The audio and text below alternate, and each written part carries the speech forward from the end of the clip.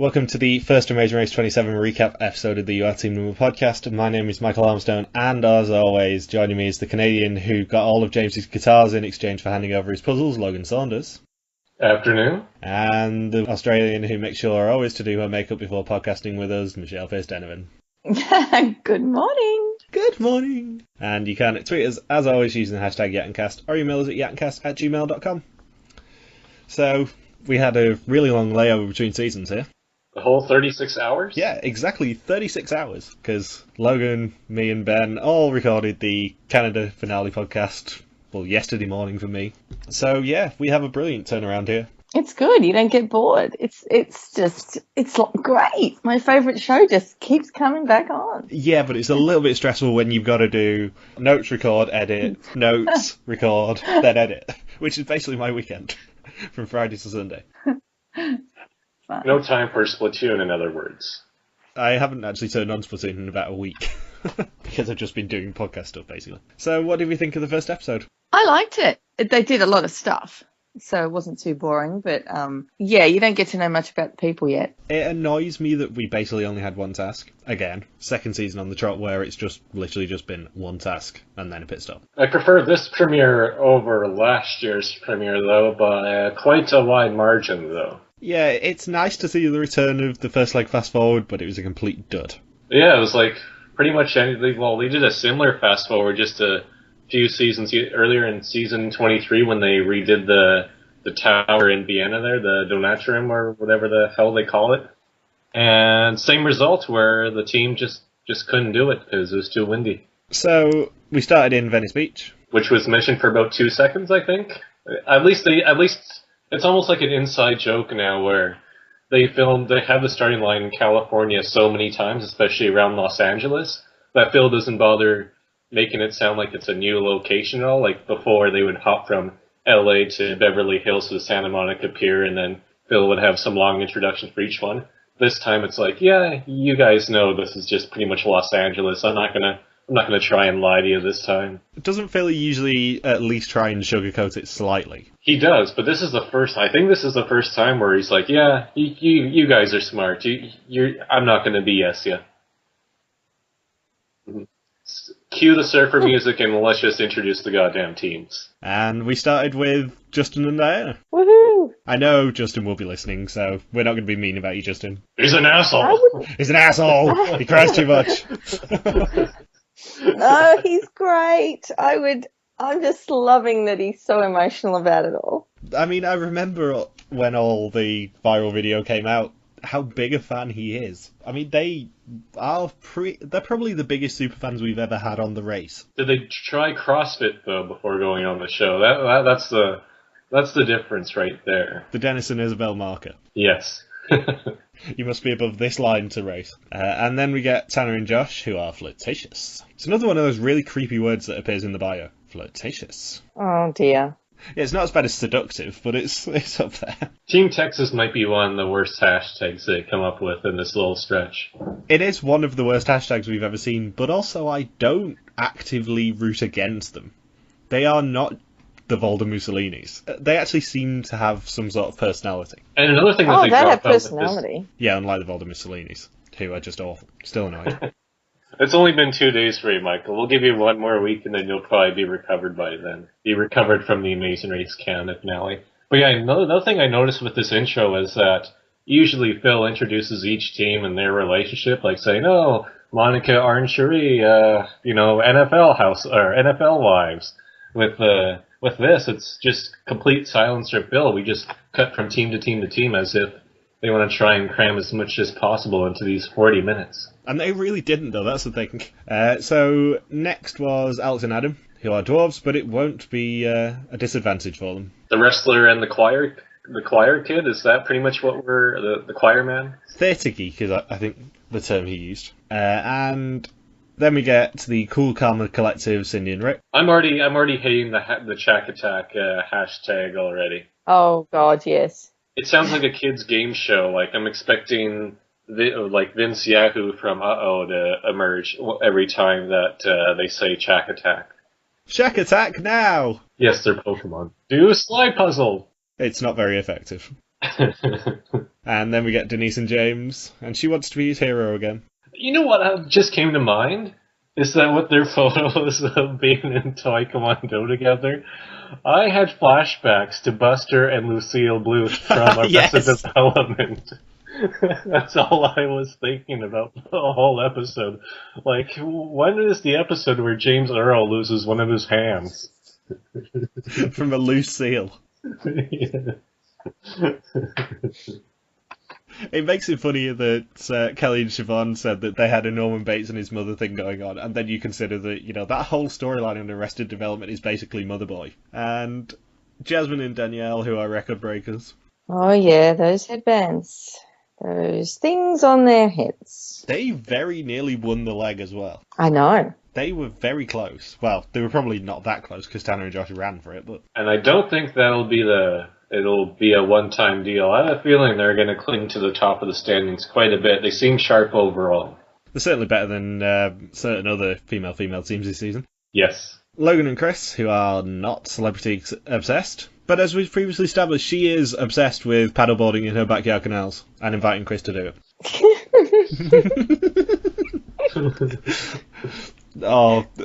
She listened to our podcast, by the way. She listened to our podcast and thought we were crazy with the discussion about paddleboarding in our backyard canals. Yeah, I was going to say, may I point out that actually I know she listened to our preview, so I have to keep referencing that now. It's going to become a recurring joke, especially if she actually mentions it in an episode so that I don't have to shoehorn it in. What I like about them overall, just judging from this episode alone, is that they don't come off like the paparazzi stereotype that you think, where they're super celebrity obsessive and really try to just invade their privacy and, just try to cash in on it.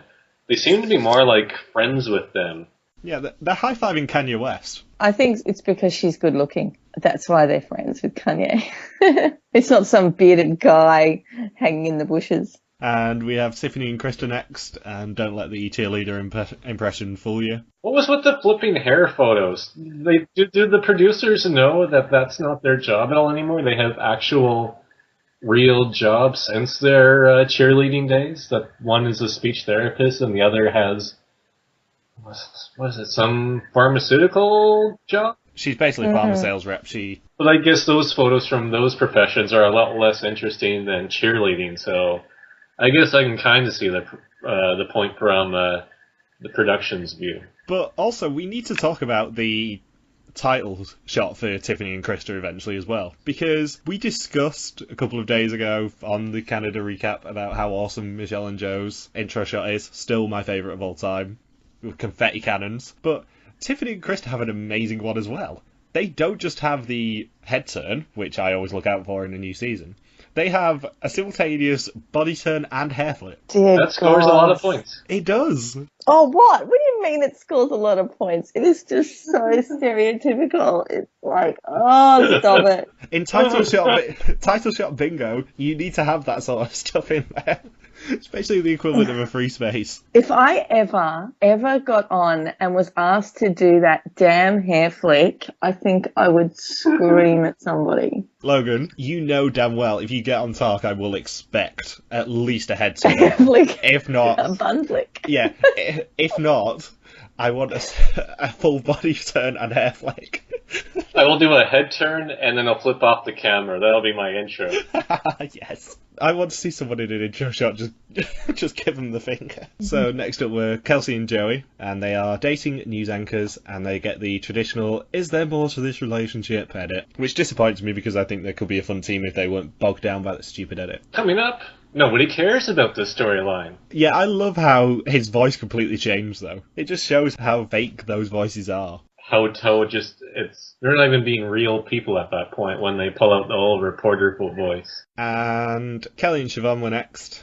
Team TMZ. And apparently they're truth tellers? I don't know about that.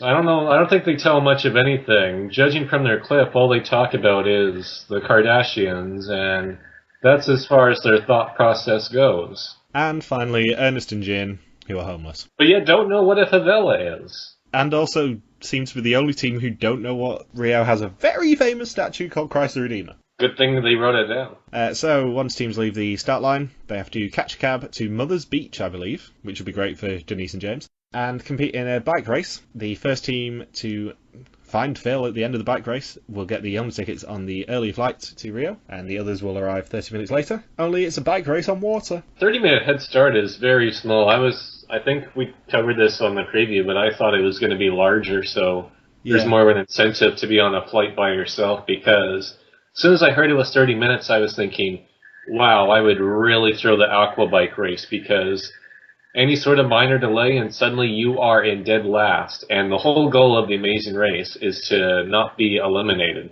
It's not finishing anywhere between first and 10th is your goal. The only other goal you have is to avoid dead last. Mm.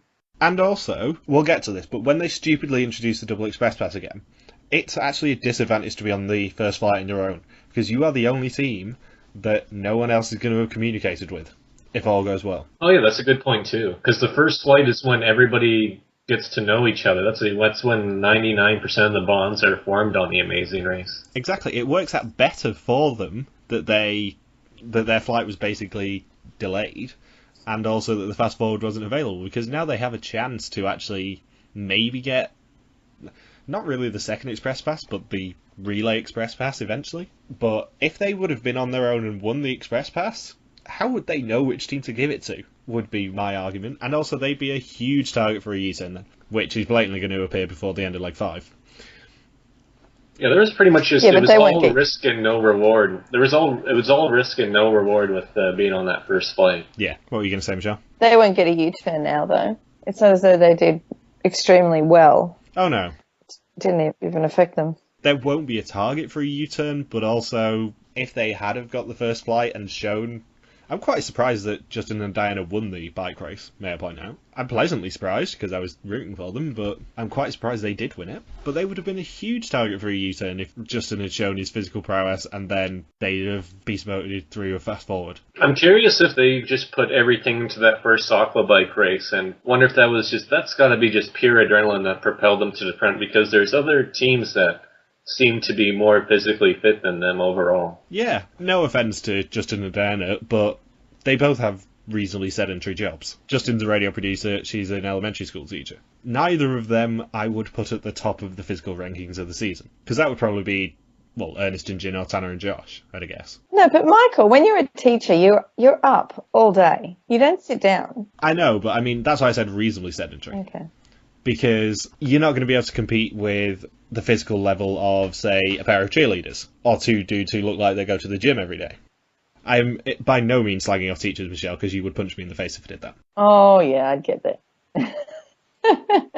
And also, apparently, the Express Pass is still a thing, for some reason. We will get to this, because I know everyone's expecting a rant from me for the return of the kind of double Express Pass, I suppose. But, yeah, you're in my bad books, CBS again. And Tanner and Josh's bike breaks because they overexerted, basically. They just went a bit crazy, I've got no other notes on it other than the whole beefcake thing, but it's really hilarious. I love that Phil at the end basically said, "How did you break it? Did you just break it with your muscles?"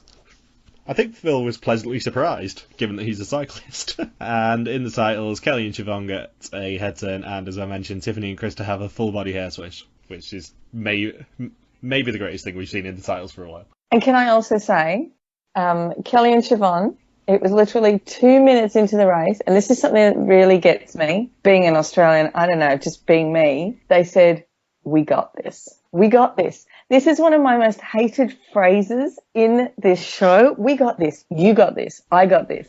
And then Justin said it literally a minute later on the bike, and I'm like, oh, here it comes. It's starting again. We get to talk smack and keep running now. I did like the new aeroplane logo thing under the placings and the names. It's not the graphic change I was expecting, because everyone was freaking out during the off-season about, oh no, they're changing the titles again. No, they're not. They wouldn't do that, especially not a massive change like they were doing. I like how the first introduction to Danielle, when they find out that they're going to Rio, is just her saying, "Oh, I want men." That's got to be a one-of-a-kind introduction for any of the racers, I think, at the start of the season. So it's like, huh. First thing we learn about Danielle. track star, and she wants them in. I just really need to get some. So Justin and Diana are the only ones on the first flight, with Denise and James coming in second, Kelly and Siobhan in third, Jasmine and Danielle, then Kelsey and Joey, Cindy and Rick, Tiffany and Krista, Logan and Chris, Alex and Adam, Ernest and Jin, and then Tanner and Josh. I'm amazed that that usually it's either self-drive to the airport 90% of the time, or it's taking the bus in that one rare exception, or a train. But here we get cabs right at the starting line to the aqua bikes and then to the airport. It would be funny if a taxi driver got lost on the way to the aqua bike thing about 2-minute drive away. That would have been great. Yeah, we don't even get an impressive vehicle, because it's another one of my favourite things to talk about in a first episode recap is how they got to the start line. Oh yeah, they're all just running. Yeah, Canada's had badass ones, because we had the jet boat, then the Ice Explorer, which are really cool, I've been on one, and then it was horse-drawn carriage this year. And we've also had helicopters in other seasons as well, dropping teams off, or big buses, but this was just like, oh, they're somehow running on sand. How did they get there? Even we had like 4x4s in Australia, I think, last season. Yes, we did. And the helicopters were just amazing. There was like 11 of them just coming across the Sydney skyline. Yes, that was awesome, actually. I forgot about that. And Kelly and Siobhan talk way too much smack about everyone else. The smack they talk isn't even that funny. Like, they couldn't come up with anything witty or clever to say. It was like, oh, are you guys putting any thought into anything that comes out of your mouth? But it does, of course, lead to us getting to see Tiffany and Krista just going, Rio! And it being awesome. And once teams land, they have to find the Lagoa helipad to find the next clue. And Justin and Diana's lead is eradicated because of flight delays. So that was a great twist, guys. And once they get to the helipad, they have the choice of either an active route info or a fast forward for the first time in 23 seasons. And the fast forward is to take a hang glider trip over Rio to get the fast forward. And it's weather dependent, which whenever you see the words "it's weather dependent" read out on a clue, you know that no team is going to be able to get it because the wind will call it off. It's only fitting that the task was called Leap of Faith. And also, what is it with fast forward clues telling you what it is? The whole point of it is them being sent to a random club and then finding the clue outside and it saying, oh, by the way, you're hang gliding. They give them the weather dependent clue and that is it. Normally. This is the first time I've ever seen a fast forward where they've actually said, oh, by the way, it's this. Well, because the gamble's already implied in the clue. Yeah, but the gamble is them saying, go to the flight club in Portuguese so that they don't actually know it's a flight club. Oh, by the way, it's weather dependent. I hear that the first rule of Flight Club is that you don't talk about Flight Club. I'm going to be a pilot today, but by the way, we can't fly. Yeah, I know. What was all that about? That was just silly. Why is he hanging out there then if he can't fly? Does he have nowhere else to go in Rio? He was such a troll. He went out to meet them and went, I'm going to be a pilot today, but we're not flying. Bye. Screw you guys, I'm going home. And Justin and Diana obviously follow the super wacky rules, and if you're in first, go for the fast forward, but it's called off. And then they spend all their money on the cab back. Yeah, that seemed like a long taxi ride from the top of the hill to the bottom of the hill. They didn't actually tell us how much money they got as well. No, I'm guessing it's got to be a lot less than the Canadian race, considering the Canadian race to get like $500 or so each leg. It's nice to go back to the American version where you really have to save your money as you go, and clearly this leg didn't really give teams a lot of money to work with. So the teams who take the active route info have to take a helicopter trip over Rio past the Chrysler Redeemer statue, and once they land they have to answer the question, what is the name of the statue you passed, to receive the next clue. And there's literally nothing that happens apart from Ernest and Jin maybe getting it wrong. But they don't. But they don't, because they wrote down the name of every single landmark just in case. So cute. And the detour is sand or sidewalk. And in sand, teams must play a version of football on a beach called foot volley against a pair of professionals. If they score 6 points before the pros score 18, whilst being able to use their hands unlike the pros, they receive their next clue. And in sidewalk, teams must complete a slide puzzle to recreate the pavement under their feet. What was with Krista carrying the neck brace with her into Rio? Wouldn't that be Yes, away? and what was it with the camera just straight onto it? I'm thinking, oh, that's going to be nice and filthy after just one day. Yeah, I was wondering about that, because surely you would deflate it and put it in your bag. And another funny Tiffany and Krista moment was way back when they did the aqua bikes, and I think it was Krista who just completely crashes into the pier, trying to get up onto the platform. I think a couple people did that. There were was so many good falls. Yeah. Alex and Adam had one. Jin actually jumped in. Like, he didn't even try and jump onto the pier, he just jumped into the water. It's sadly the sort of thing I can't screen cap, because it's more of a GIF thing. But, it was good. And Denise and James obviously pick the slide puzzle, because most kids got guitars, and James got puzzles.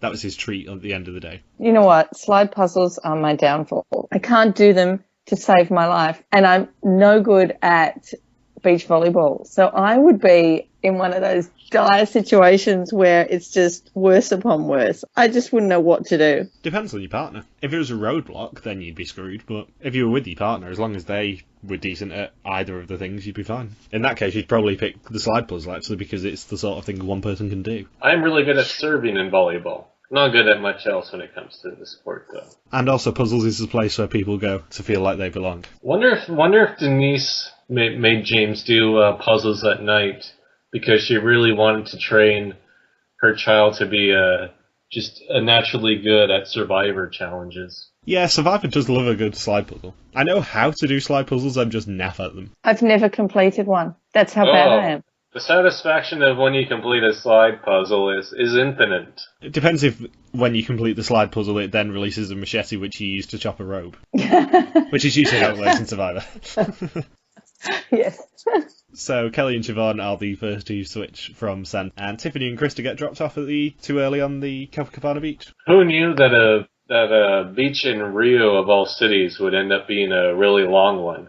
And in fact, it was so long that while running, they ran into the girl from Ipanema all the way from back in season 2 of The Amazing Race.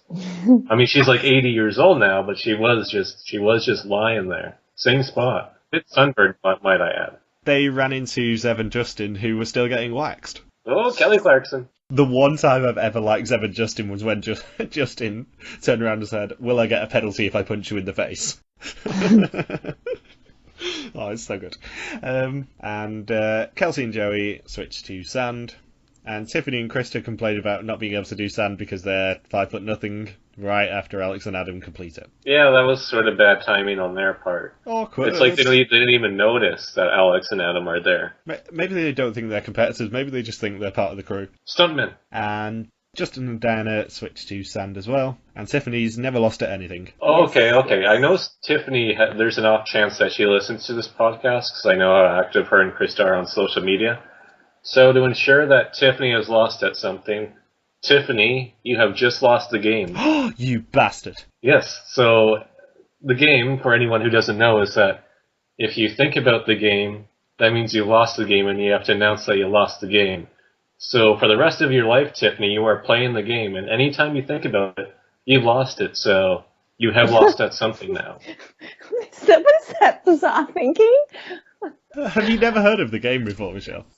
Never heard of it. The rule for it finishing is the Prime Minister or President has to go on television and say the game is over, and then everyone is free. And if Kelly and Siobhan went out in 11th place, it'd be open season at work. They like the attention anyway, so it doesn't matter to them. And Hannah and Josh are the first to leave sand, with Jasmine and Danielle in second, Denise and James leaving sidewalk in third, Cindy and Rick leaving sidewalk in fourth, Logan and Chris leaving sand in fifth, Alex and Adam leaving sand in sixth, Kelsey and Joey leaving sand in seventh, Ernest and Jen in eighth, Justin and Diana in 9th, and Tiffany and Krista leaving sidewalk in 10th. And the pit stop is the Alpador Lookout. The last team to check in here may be eliminated. You know what disappointed me about the episode is that when they're all taking the chopper during Rio to the Christ the Redeemer, yeah. And you know how Justin has a pretty strong New York accent at times. I really want him to say to get to the chopper in his New York accent. That would have made my day. Get to the chopper. That's Schwarzenegger. I don't think that's quite a New York accent. That sounds like my Bethany Hamilton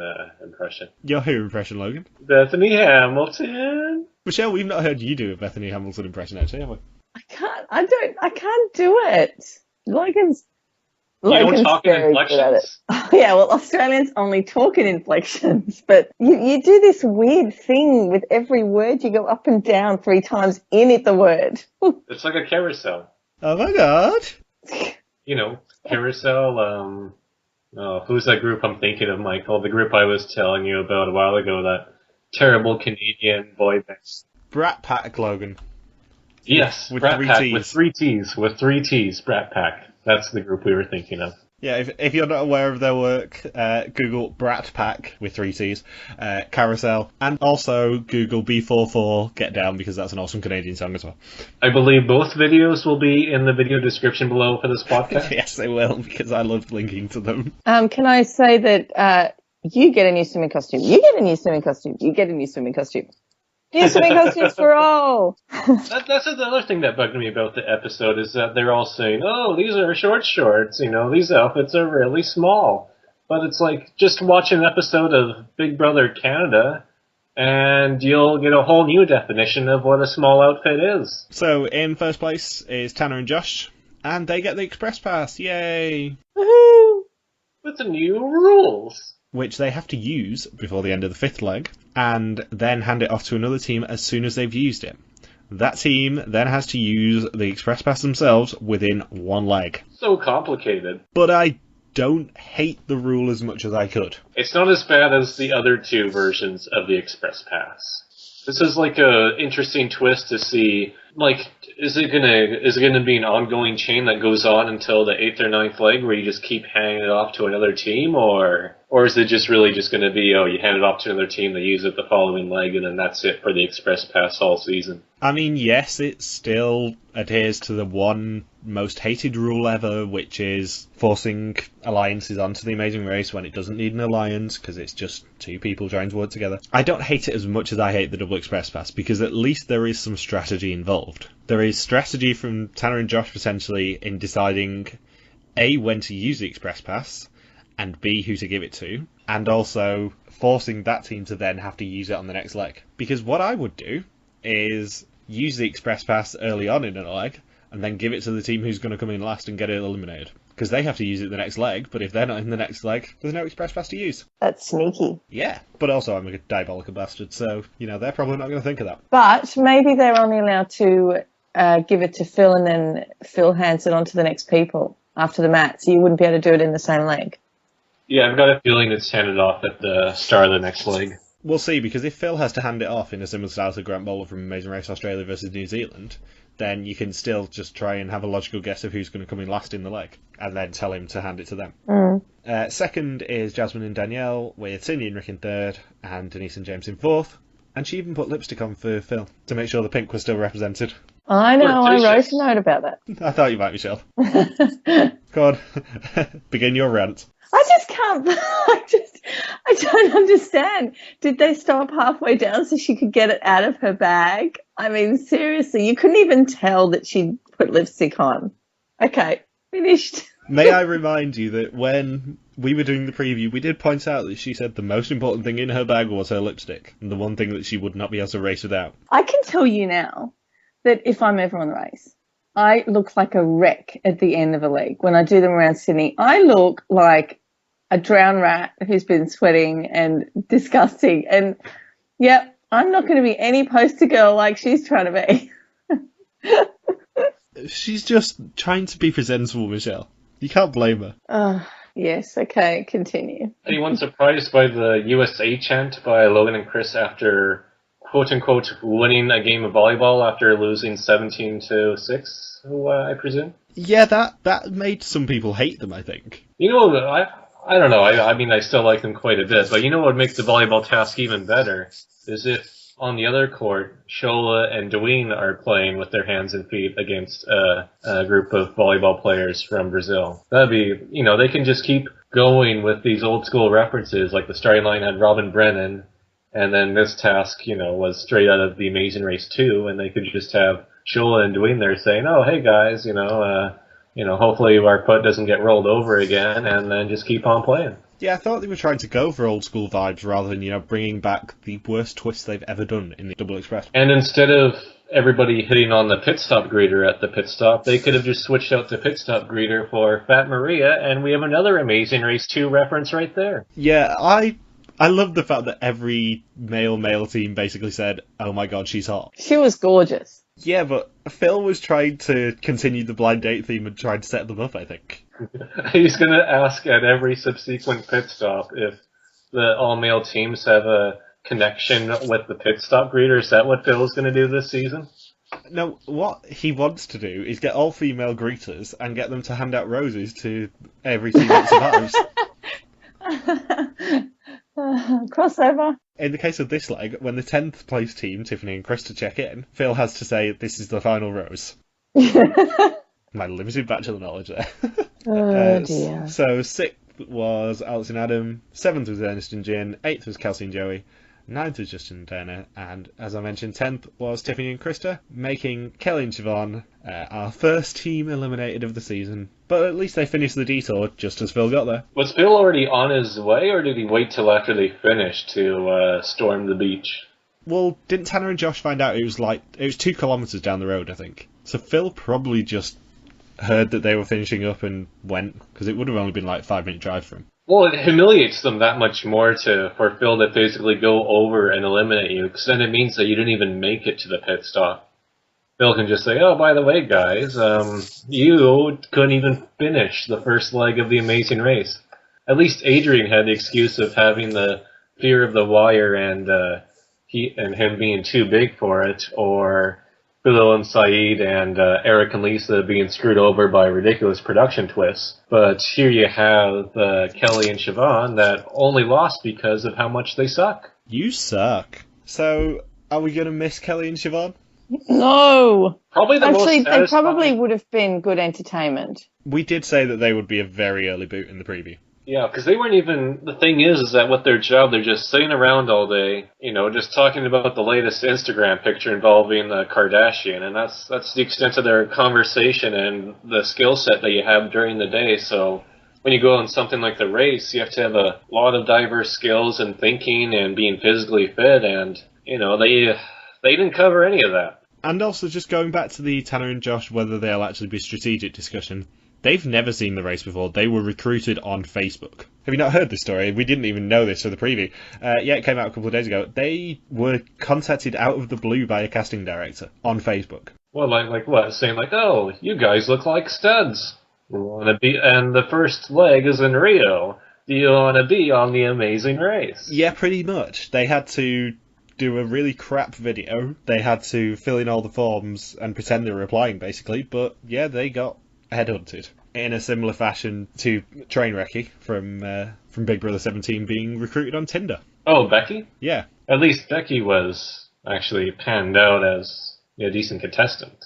With Ernest and Jin, I'm surprised that with them hitting on the pit stop greeter and Ernest being fond of being naked, I'm glad that he avoided a really awkward incident at the pit stop.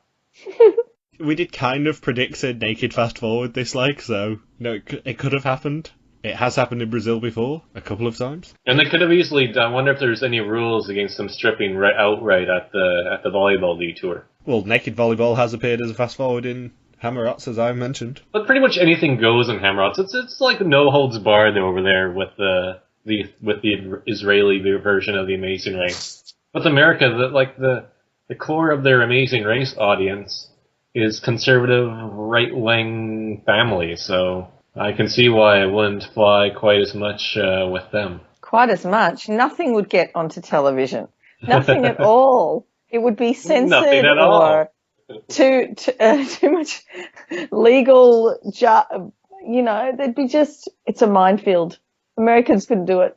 Listen, CBS aired a topless double flip-off 5.5 years ago. This has happened before. Not in Amazing Race, but that was Probst hyping up the first challenge of Heroes vs. Villains. It ends in a spectacular fashion with a topless double flip-off. Ah, sugar. Stay classy. So anything else to add about this leg? You know what they really missed out on with this leg? Especially with, the shots from the helicopter, especially of the Vivelas, were pretty much amazing. What they really could have done is, do every single action movie out of the past 10 years and make teams run through the rooftops of the favelas.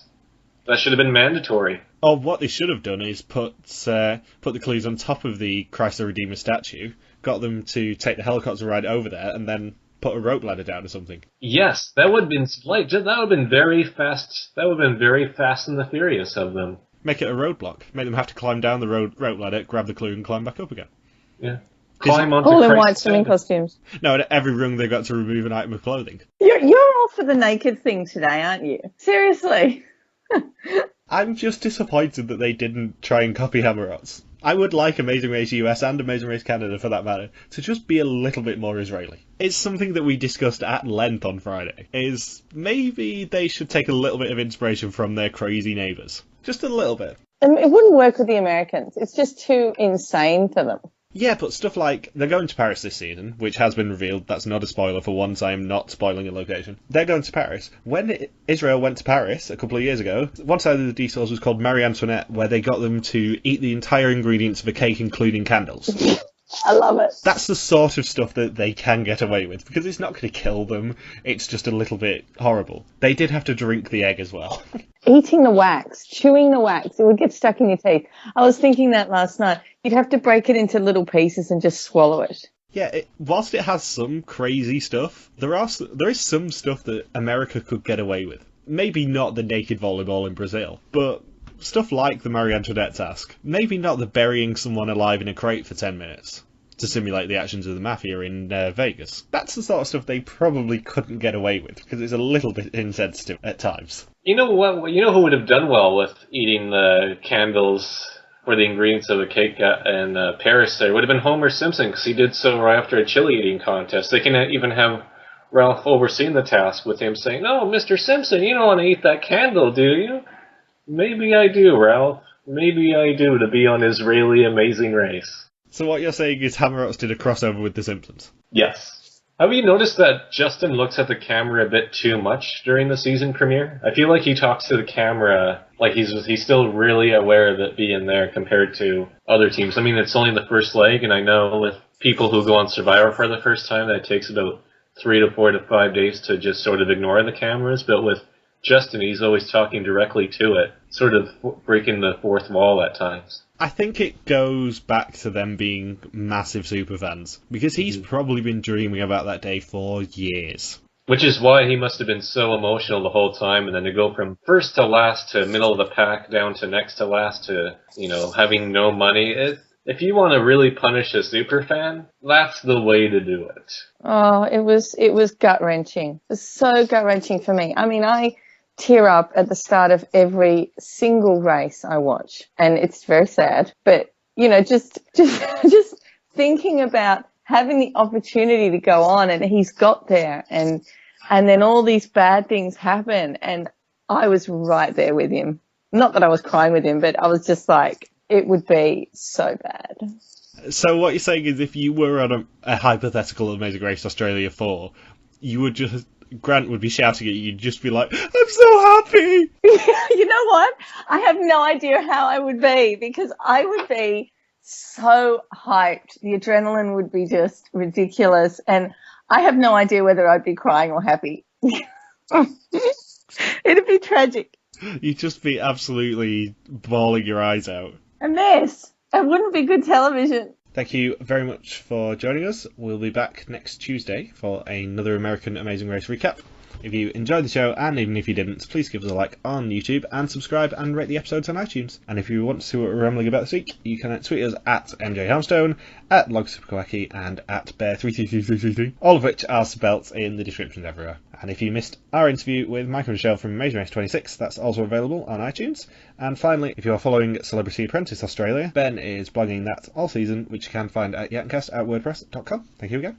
Bye. #250, #SuperKuwaki, #yatncast, #1.61. Peace!